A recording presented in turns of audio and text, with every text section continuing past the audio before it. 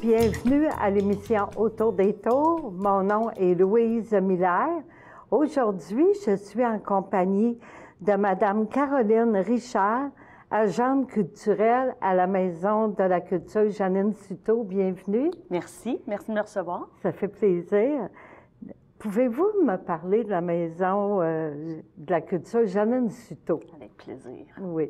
La Maison de la Culture Janine Suto, c'est le nouveau nom de la Maison de la Culture bien connue, qui est la Maison de la Culture Frontenac. Oui. Elle a été inaugurée en 1989 dans le quartier, cette Maison de la Culture, et a gardé toujours la même mission, qui est de donner accès aux arts et à la culture à l'ensemble de la communauté de Sainte-Marie ou encore du quartier Centre-Sud. Oui. C'est vraiment la mission première.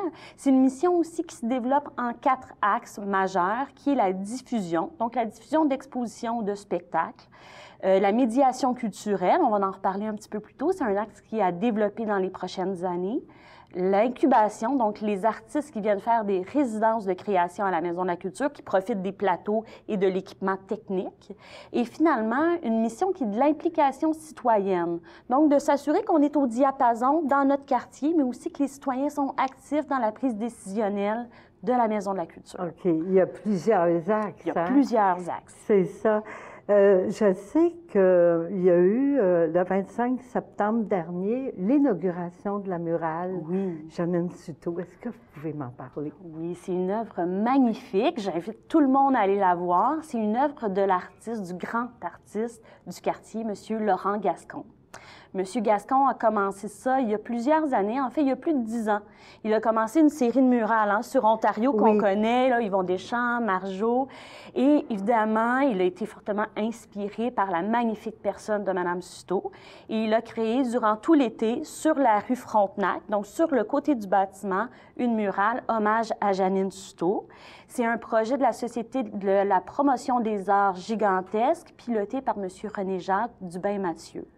Donc, l'idée, c'est vraiment de rendre hommage à cette grande dame qui a travaillé énormément dans Ville-Marie et puis de marquer le saut, en fait, le changement de cap de la Maison de la Culture, passant donc de Frontenac à Janine Suto. À Janine Suto, oui.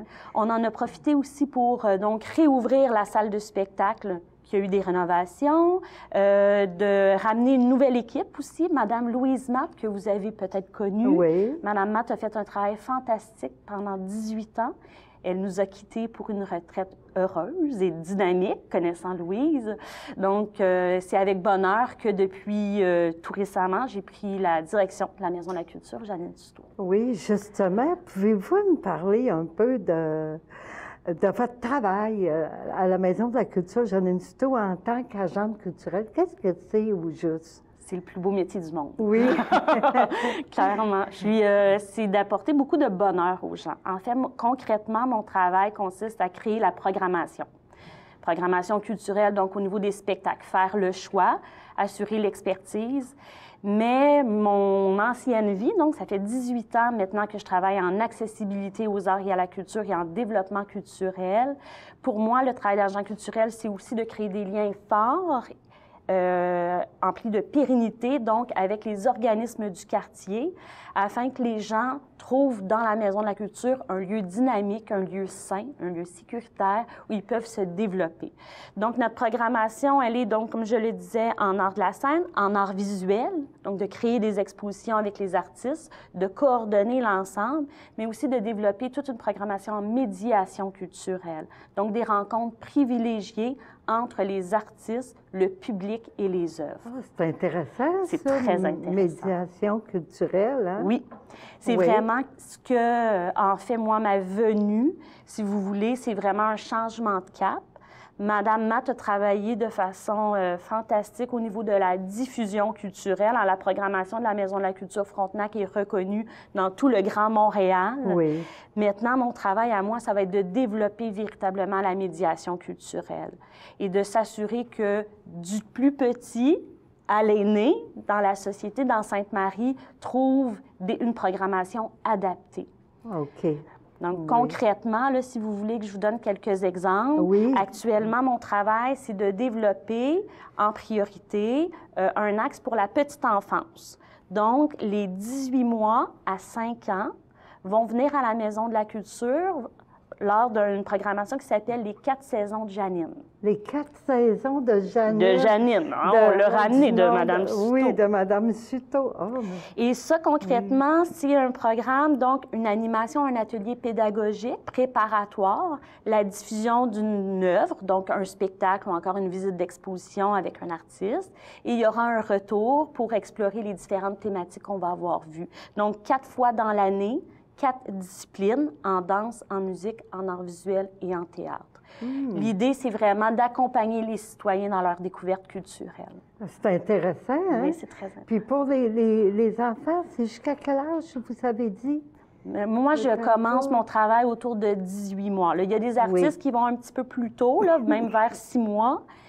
Mais les 4 saisons de Janine, on va commencer avec les 18 mois jusqu'à 5 ans. Évidemment, là, on travaille aussi pour le scolaire, donc un lien avec les 5 écoles, du quartier, l'école secondaire Pierre-Dupuis. Actuellement, là, il y a un groupe de Pierre-Dupuis à la Maison de la Culture qui font une visite et une rencontre d'artistes. Oui, c'est intéressant, ça. Oui. Et puis, dans la prochaine saison, donc j'en profite parce que je pense qu'il y a plusieurs personnes qui seraient peut-être intéressées, j'aimerais avoir un comité d'usagers aînés pour créer une programmation de jour pour m'assurer que toutes les personnes du quartier puissent venir à la Maison de la Culture. Oui, hein, pour être... Pour tout le monde, accessible. Pour tout le monde. Oui. L'art pour tous, à tous les jours. Je sais qu'à la Maison de la Culture, Janine Suto, il y a des rénovations. Est-ce que c'est toujours en cours, les rénovations, ou c'est terminé? Alors, aux yeux des citoyens, c'est terminé. Pour l'équipe, évidemment, nous, on a encore des petites choses. On a eu la chance incroyable d'être soutenus par le gouvernement du Québec, la ville-centre, donc la ville de Montréal, et l'arrondissement. C'est un investissement majeur qu'il y a eu dans la salle de spectacle. On parle d'une enveloppe de 2,6 millions de dollars. En fait, la Maison de la Culture Frontenac avait, au niveau acoustique, quelques défis. On entendait beaucoup la ventilation, donc quand il y avait de l'opéra ou des musiciens classiques, ça gênait un petit peu. Les bancs, ça faisait 30 ans. Vous savez, le théâtre était un peu vieillissant. Donc, on a pu rénover toute la salle de spectacle, et incluant donc le problème au niveau du son, de l'acoustique. Oui. Grosso modo, là, si vous voulez que je vous explique les rénovations, on a enlevé, si vous me permettez l'expression, on a strippé la salle. On a enlevé les panneaux, on a enlevé les gradins. On a défoncé le mur du fond pour permettre d'élargir le passage des citoyens derrière et remonter la régie. La régie, c'est l'endroit où les consoles d'éclairage et de son sont installées, où les techniciens travaillent. Cet espace-là nous permet maintenant d'accueillir 6 fauteuils roulants, donc d'augmenter notre capacité à recevoir des gens qui ont des problématiques au niveau de la mobilité. Donc ça, on est très contents. On a refait tous les sièges de spectacle. L'éclairage, maintenant, est au LED, donc on est éco-responsable. Hein? On est en 2019, ça nous prend ça. Les panneaux acoustiques sur le côté des murs, donc où le son rebondit, ont été changés. Les abassons, vous allez voir quand vous allez venir dans la salle de spectacle, il y a des grands panneaux courbés, noirs au plafond. Ça aussi, c'est pour le son, c'est pour avoir une bonne acoustique, un bon acoustique. Donc, du coup, ça a été refait. Tout l'éclairage sur les passerelles ont été refaits et la scène a été refait également. Donc, pour les artistes, c'est vraiment une plus-value. Pour le public, en tout cas, les commentaires sont très positifs. L'autre chose qui est très importante et que vous allez voir dans la programmation de la Maison de la Culture, c'est des artistes qui vivent avec des problématiques aussi de mobilité. Donc, artistes en chaise roulante. Les loges ont été réaménagées pour nous permettre de recevoir ces artistes. Donc, on est très contents et puis ça va se refléter le 20 avril prochain. Il y a Dis merci de Joe, Jack and John qui va venir présenter son spectacle. Et il y a des artistes dans cette production qui sont à mobilité réduite. À mobilité réduite.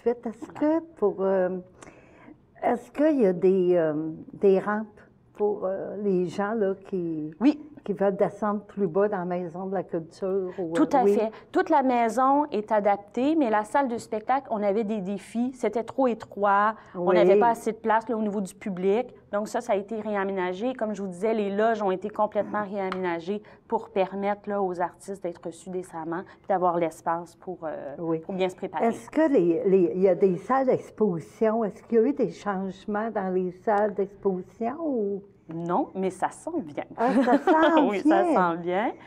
Là, on veut terminer donc les travaux. L'arrondissement nous a aussi débloqué des fonds pour acheter de l'équipement parce que c'est bien beau l'enveloppe, mais encore faut-il avoir l'équipement technologique pour recevoir les productions artistiques. Donc là, on travaille sur les changements d'équipement. Et puis, dès l'année prochaine, vous allez voir, moi, j'ai vraiment à cœur donc les projets de médiation culturelle dont on parlait tantôt. Et je voudrais exposer dans le hall, vous savez, cet espace magnifique. On aimerait exposer tous les projets qui se font avec les citoyens pour permettre d'avoir une vitrine donc sur le monde culturel qui existe dans Sainte-Marie. Ah, bon. Donc, on va avoir des expositions dans le hall. On a aussi une grille d'exposition au niveau du hall de la salle de spectacle. Ça aussi, c'est nouveau. Et les salles d'exposition, il y a des murs qui seront refaits et de l'équipement qui va être mis à jour. Oui. Donc, ça va être de beaux changements. C'est des beaux changements à venir, hein? Oui. Ça va être magnifique, la Maison de la Culture. Puis, vos spectacles aussi, c'est varié. C'est très varié. Très varié, oui. Dites-moi, est-ce que vous pouvez nous donner les coordonnées de la Maison de la Culture Janine Suto? La Maison de la Culture Janine Suto se situe juste derrière le métro Frontenac. On parle de 1 minute à pied. Oui. Donc, au coin de Frontenac et Ontario, au 2550 rue Ontario. Toute la programmation est gratuite, hein, c'est important de le mentionner, tant les expositions que les spectacles. Vous pouvez aller sur le site web accèsculture.com. Vous allez avoir accès à toute la programmation de toutes les maisons de la culture. Vous savez, il y a un réseau montréalais des maisons de la culture et donc vous pouvez aller avoir accès à la programmation. Vous pouvez aussi aller visionner la programmation sur le site web de l'arrondissement. Nous avons une page Facebook, Maison de la culture Janine Suto. Et si jamais les gens veulent appeler pour avoir plus d'informations, le numéro est le 514-872-7882. Oh, merci beaucoup, Madame Caroline Richard, d'être venue aujourd'hui à mon entrevue. C'est un plaisir.